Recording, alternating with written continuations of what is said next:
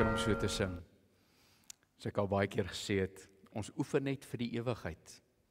Want in die ewigheid gaan ons God se lof besing, saam met miljoene der miljoene engele en ander gelowiges wat voor ons gegaan het, en hulle wat ook na ons kom, gaan ons dit in die ewigheid doen.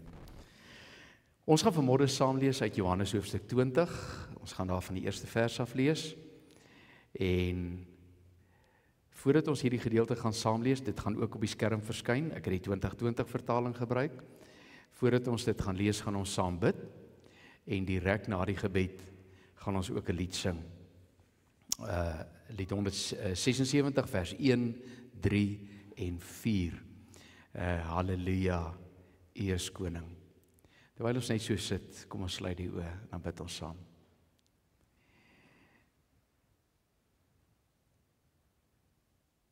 Here Jesus, toe die vroue vroeg die Sondagmôre na die graf toe gegaan het, om die reukolie oor die liggaam te gaan gooi,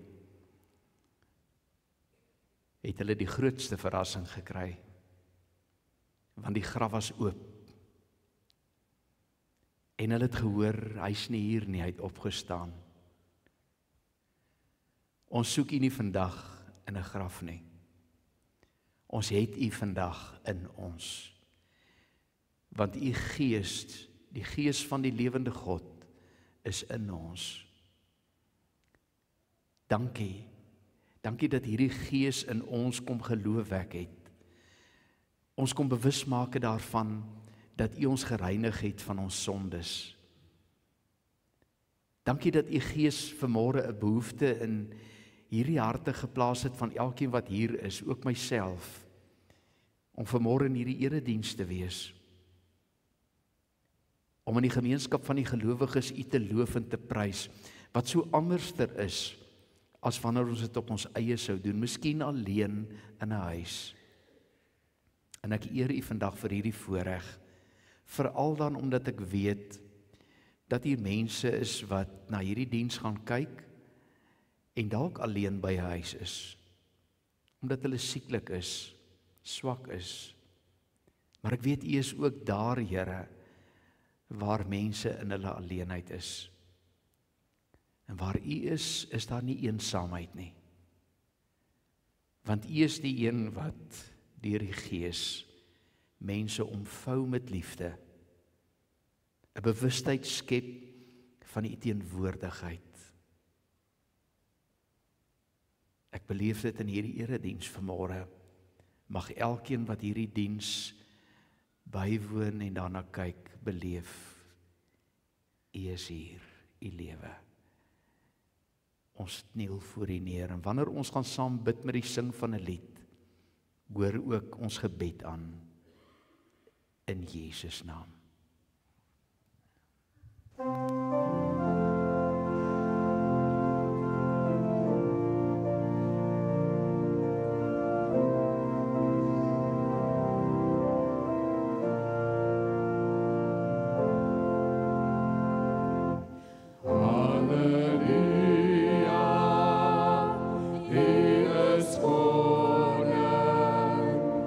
Ons aanbid U.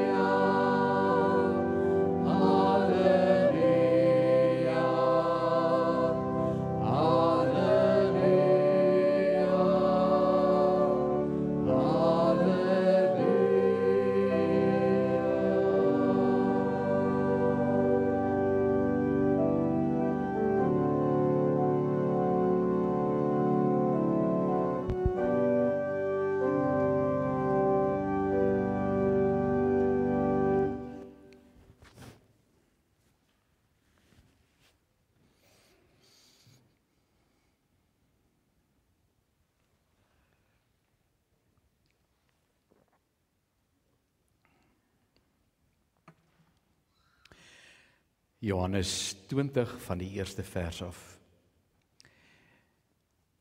Jy kan maar die skriflesing vir ons wys. En vroegoggend op die eerste dag van die week, terwyl dit nog donker was, kom Maria Magdalena tot by die graf en sien dat die klip van die graf verwyder is. Sy hardloop toe en gaan na Simon Petrus en die ander disipel vir wie Jesus liefgehad het en sê vir hulle het die Here uit die graf weggevat en ons weet nie waar hulle hom neergelê het nie. Petrus en die ander disipel het toe uitgegaan en na die graf gegaan. Die twee het saam gehardloop, maar die ander disipel het vooruit gehardloop, vinniger as Petrus en eerste by die graf aangekom. Toe hy vooroor buig, sien hy die linnedoeke lê. Hy het egter nie binne gegaan nie. Maar toe Simon Petrus wat hom gevolg het daar aankom, het hy die graf binne gegaan en die linnedoeke daar sien lê. En die doek wat oor sy kop was, die doek het nie by die linnedoeke gelê nie, maar was eenkant afsonderlik opgerol. Toe het ook die ander disipel, die een wat eerste by die graf gekom het, binnegaan, het hy gesien en geglo. Hulle het nog nie die skrif verstaan dat hy uit die dood moes opstaan nie. Daarna die disipels weer huis toe gegaan. Maar Maria het buitekant die graf staan en huil. Terwyl sy huil, het sy vooroor na die graf toe gebuk en die twee engele met wit klere aan daar sien sit, waar die liggaam van Jesus gelê het, een waar sy kop en een waar sy voete was. Hulle sê toe vir haar: Vrou, waarom huil jy? Sy antwoord hulle: Hulle het my Here weggevat en ek weet nie waar hulle hom neergelê het nie. Nadat sy dit gesê het, het sy omgedraai en hom daar sien staan, maar nie besef dat dit Jesus was nie. Jesus sê vir haar: Vrou, waarom huil jy? Wie soek jy? Sy het gedink hy is die tuinier en sê vir hom: Meneer, as u hom verwyder het, sê vir my waar u hom neergelê het en ek sal hom wegneem. Jesus sê vir haar: Maria. Sy het omgedraai en in Hebreëus vir hom gesê: Rabboni. Dit beteken leermeester. Jesus sê vir haar: Moenie my langer vashou nie, want ek het nog nie na die Vader opgevaar nie. Maar gaan na my broers en sê vir hulle: Ek vaar op na my Vader en julle Vader, en aan my God en julle God. Maria Magdalena gaan vertel toe aan die disipels: Ek het die Here gesien, en dat hy hierdie dinge vir haar gesê het. Tot sover ons skriflesing vanmôre. Die opstanding van Jesus Christus word deur duisende mense reg oor die wêreld bevraagteken. Soos die persoon waaroor dit gaan in die fliek A Case for Christ, Lee Strobel. Die fliek het in 2017 verskyn en vertel so 'n deeltjie van sy lewensverhaal. Want Lee Strobel was 'n persoon gewees, hy was 'n ondersoekende joernalis, 'n persoon wat al die feite oopkrap en grawe waar ander mense nie wil grawe nie en al die inligting bymekaar kry. En Lee Strobel en sy vrou was ongelowige mense. Trouwens, hulle het nie geglo dat daar 'n God is wat bestaan nie. Nadat hulle 'n traumatiese ervaring, en ek wil nie die fliek vertel nie, want ek wil hê julle moet die fliek self gaan kyk. Nadat hulle 'n traumatiese ervaring gehad het in 'n restaurant waar hulle kind se lewe gered is, het sy vrou se lewe verander. Sy het hierdie oortuiging gekry van haar sonde en die verlossing wat Jesus vir haar gebring het. Sy het 'n Christen geword. En dit het vir Lee Strobel verskriklik ontstel dat sy vrou nou skielik begin om te glo, want hulle glo mos nie dat God bestaan nie. Dis mos wat hulle mos nou vir mekaar al gesê het. En toe begin hy bietjie rondvra, hierdie Christelike geloof, vertel vir my bietjie, wat glo hulle nou eintlik? En wat hy by al die mense gehoor het terwyl hy so uitvind, is die kruisdood van Jesus, maar die een ding wat uitgestaan het, was die opstanding van Jesus. En iemand het vir hom gesê, 'n teoloog het vir hom gesê, as dit nie vir die opstanding was nie, dan die hele Christendom en die Christelike geloof platgeval. Lee Strobel het in die aard van sy ondersoekende karakter, het hy toe begin om navorsing te doen, want hy wou bewys dat Jesus nie uit die dood opgestaan het nie. So hy het oralster gaan krap. En na al sy navorsing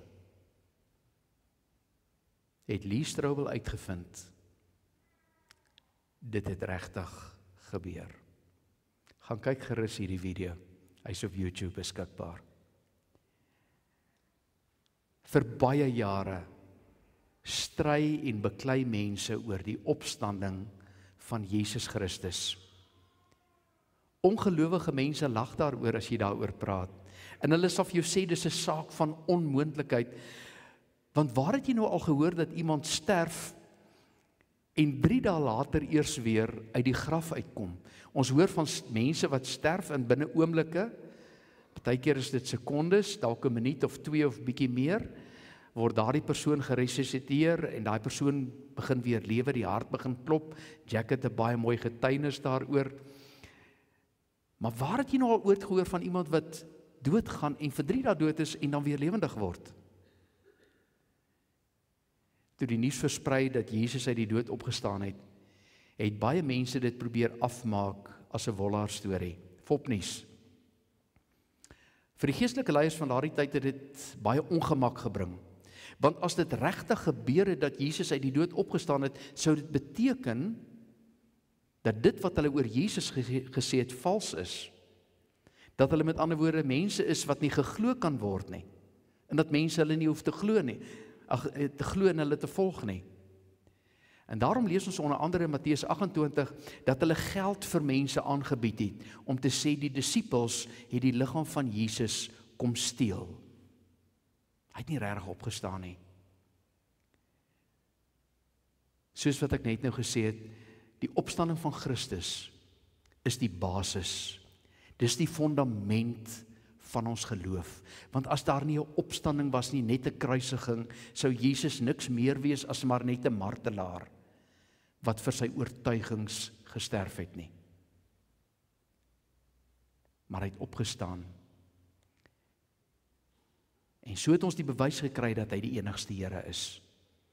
Dat hy inderdaad die verlosser is wie hy gesê het hy is en verlossing gebring het. En die vraag is nou, hoe verdedig of verduidelik ons hierdie geloofswaarheid aan ander mense? Ons glo dit, maar baie ander mense glo dit nie. Hoe verduidelik ons dit vir hulle?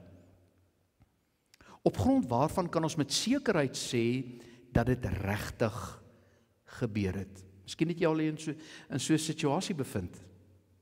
En die persoon sê net eenvoudig vir jou, dis wat jy glo, ek glo iets anderster.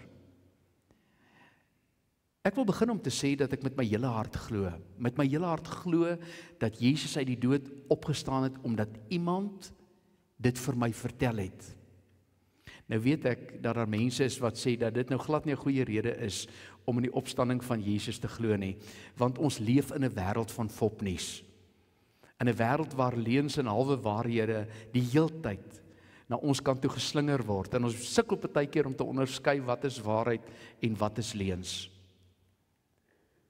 Maar weet jy geliefdes, as 'n mens nou mooi daaroor dink, dan sê jy besef dat daar baie dinge in hierdie wêreld is. En ons glo dit, maar is gebaseer op wat iemand ons vertel het. Kom ek gebruik 'n voorbeeld. Wie van julle glo, en dit staan nou in die geskiedenisboeke ook opgeteken, wie van julle glo dat die eerste maanlanding op 20 Julie 1969 plaasgevind het? Wie van julle glo dit? Ek sien die kop ek nik so. Enkele hande gaan so op. Was julle daar gewees? Hulle was nie daar nie. Het julle oor die radio geluister? Ek onthou ek was so tjokkertjie, ons was in die wildtuin daar naby Puna Maria. En toe skakel ons die radiootjie aan en so krapperig. Toe kom Neil Armstrong se stem so oor. Ons het net gehoor. Die feit dat ons dit net gehoor het, beteken nie dat ons dit nie glo nie. Dit het gebeur. En daar's boeke wat dit staaf en baie ander bewyse. Toe Maria die opstandingsdag by die graf gekom het, was dit met 'n swaar hart. Want onthou, haar Here en haar leermeester was dood. Dis hoe sy hom laas gesien het. Ek glo dat sy op daardie oomblik oor baie dinge in haar lewe getwyfel het. Alles het verander. Toe sy omdraai en vir Jesus sien staan, en hy vir haar sê, Maria. Toe besef sy, hierdie is die Here Jesus. En dalk wou sy hom vasgryp, want hy sê vir haar, moet my nie vashou nie, want ek het tog nie na my Vader toe teruggegaan nie. En dan sê die Here Jesus iets baie belangrik, wat 'n mens amper mislees, of beoorlees. Hy gee eintlik vir haar die werksbeskrywing van die kerk, en hy sê, in daai enkele woorde, toe hy vir haar sê, gaan na my broers toe, en sê vir hulle. Gaan vertel vir hulle. Gaan vertel vir hulle wat jy beleef het. En dan sal hulle onthou wat ek vir hulle gesê het, dat ek vir 'n kort rukkie van hulle af gaan weggaan, maar dat ek gaan terugkom. Vertel vir hulle dat ek lewe. En so die disippels eerstens by Maria gehoor, 'n ooggetuie, dat sy Jesus gesien het, dat hy lewe. En dit was genoeg om daardie vlammetjie van geloof en hoop weer in hulle harte aan te steek. En geliefdes, net soos wat die disippels begin glo het, nadat hulle gehoor het, glo ek met my hele hart, dat dit die waarheid is, want dieselfde Gees van God, die Heilige Gees, wat destyds daardie oortuiging in mense se harte gegee het, gee dit vandag in my hart, en gee in, ek glo, almal van ons se harte. Jesus het opgestaan. Wat die boodskap van Jesus se opstanding verder merkwaardig en terselfdertyd geloofwaardig maak, is dat dit 'n ander belangrike toets geslaag het. Die toets van tyd. Dink daaroor. Dit wat vandag groot nuus is in die wêreld, en wat deur al die mense bespreek word, gaan oor 'n paar jaar van nou af ou nuus wees. En die mense gaan nie weer daaroor praat nie. My pa vertel dat tydens die Tweede Wêreldoorlog, hy was 'n jong seun, jong man. Die enigste ding waaroor die mense omtrent gepraat het, hulle het oor baie goed gepraat, maar die ene waaroor almal gepraat het, was die Tweede Wêreldoorlog. Want het was in die tyd van rantsoene hier in Suid-Afrika. Dit was 'n ander tyd. Maar dis waaroor die mense gepraat het. Elke dag. Ons dink nie eers meer aan die Tweede Wêreldoorlog nie. Ons praat nie meer daaroor nie, behalwe miskien by 'n historiese geleentheid waar iets uit die geskiedenis gevier sou word. Dit is net so waarvan wanneer mense opinies het oor sekere sake. Oor 'n paar jaar van nou af gaan hulle waarskynlik anderster dink as wat hulle op hierdie oomblik dink. Ek onthou so 'n klompie jare gelede, en dit is nou 'n hele ruk terug, het 'n klompie van die sportskrywers hulle droom Springbok span se name neergeskryf. En een van hulle het nogal die opmerking gemaak dat Uli Schmidt is die beste Springbok hakker wat ons nog ooit gehad het. Die beste Springbok hakker in die geskiedenis. Nie lank terug nie, het sportskrywers natuurlik, ander sportskrywers, ook gepraat oor die droom Springbok span. En toe sê hulle, Malcolm Marx is die beste Springbok hakker in die wêreld. En die beste een in die Springbokke se geskiedenis. En toe wonder ek, en wat het van Olie geword? Jy sien, baie van hulle het nie eens vir Olie beleef nie. Hulle onthou nie vir Olie nie. Opinies verander. Mense dink anderster. Jesus se opstanding het nie in die vergetelheid verdwyn nie.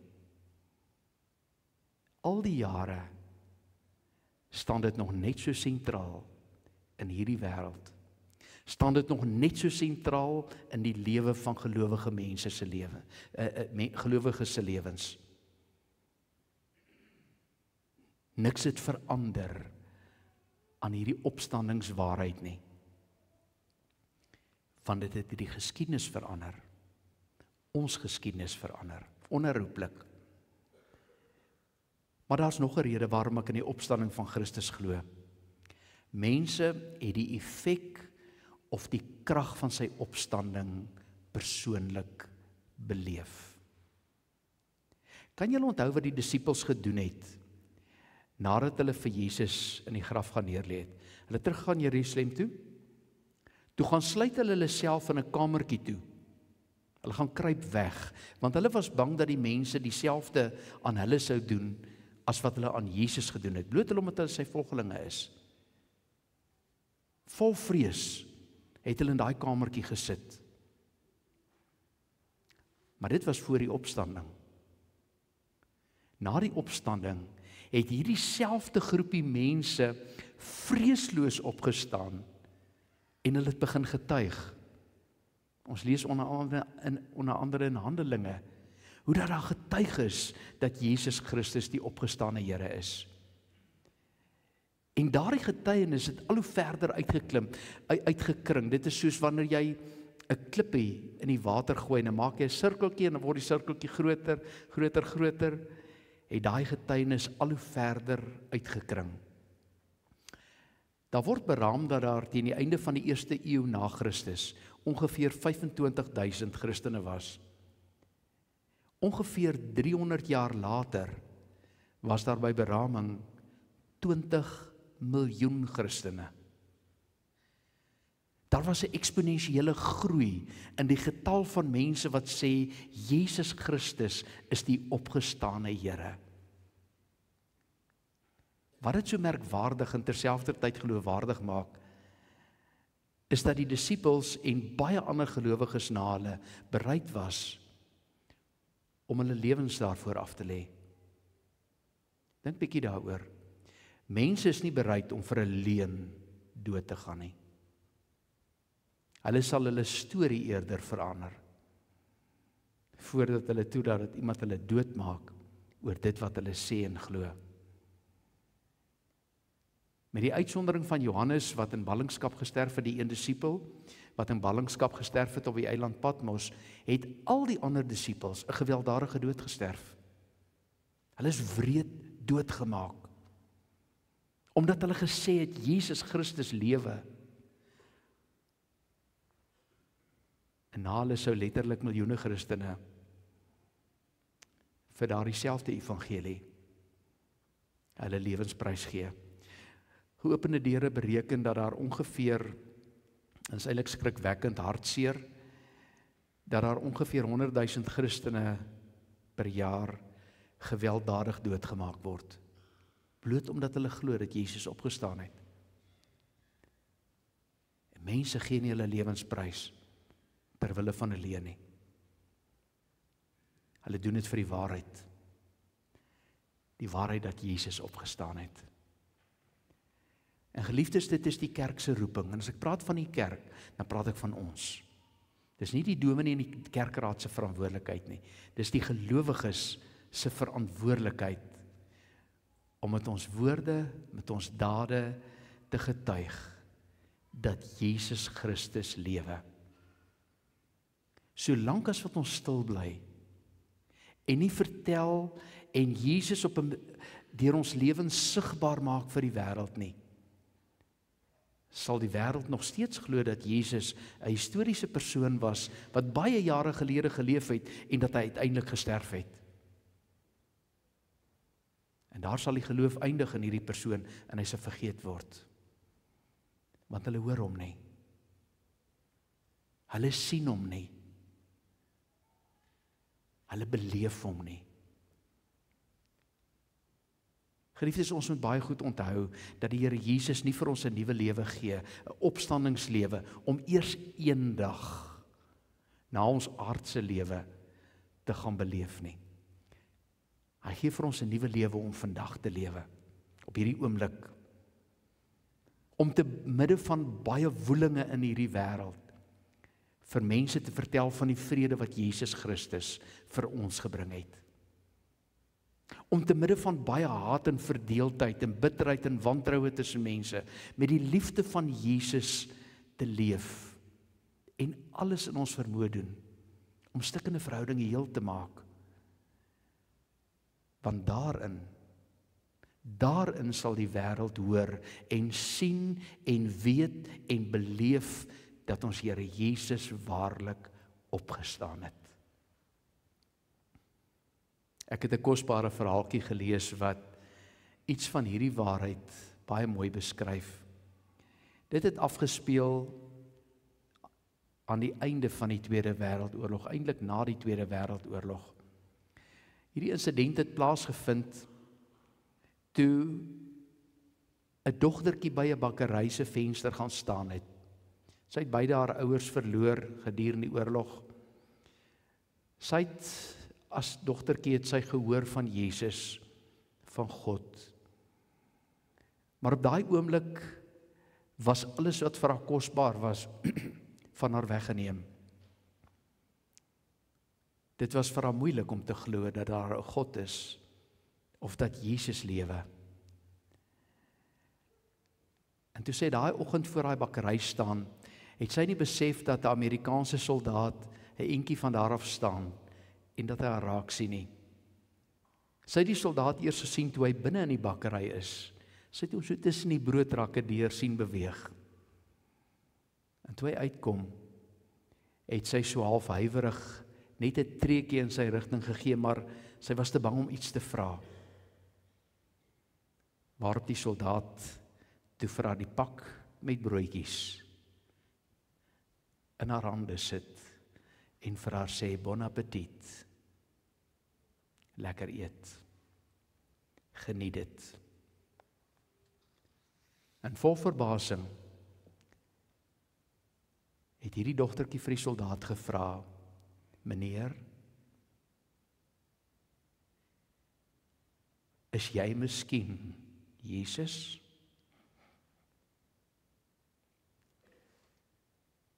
Dit klink dalk verregaande om met Jesus verwar te word.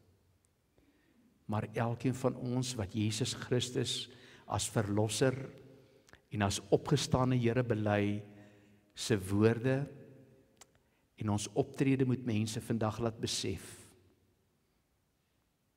dat hulle iets van Jesus beleef wanneer ons in hulle teenwoordigheid kom.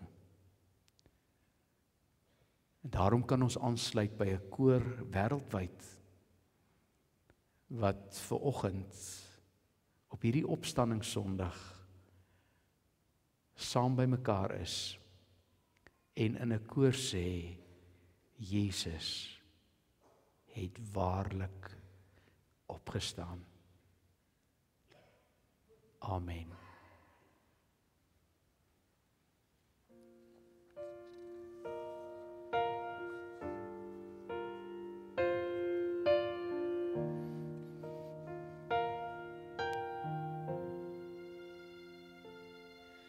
When darkness veiled the sky, the day that Jesus died, in agony upon the bitter cross,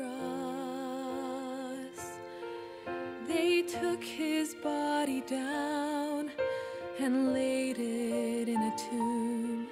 His friends believed that everything was lost.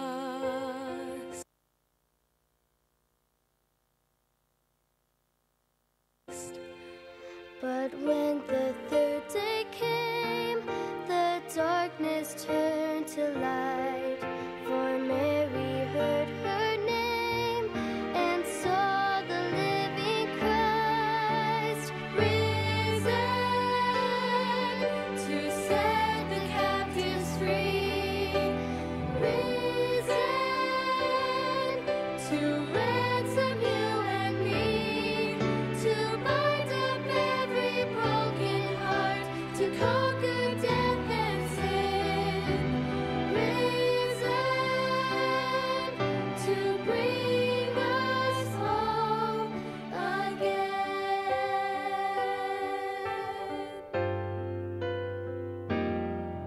And in that barren place, the world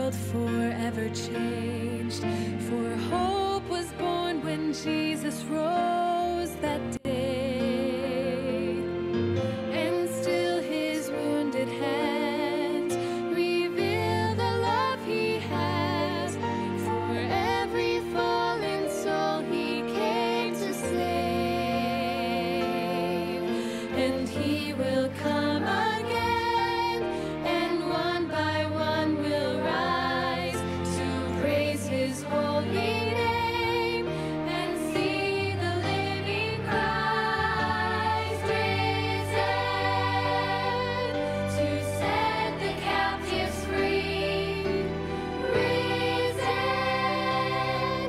to ransom you and me, to bind up every broken heart, to conquer death and sin, risen to bring us home again.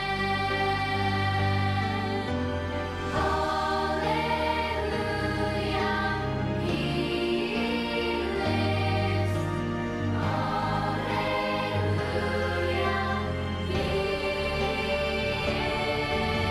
is risen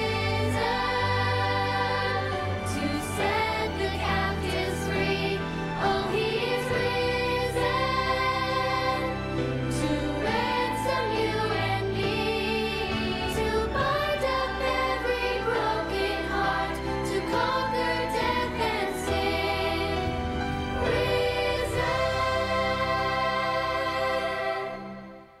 to bring us home again.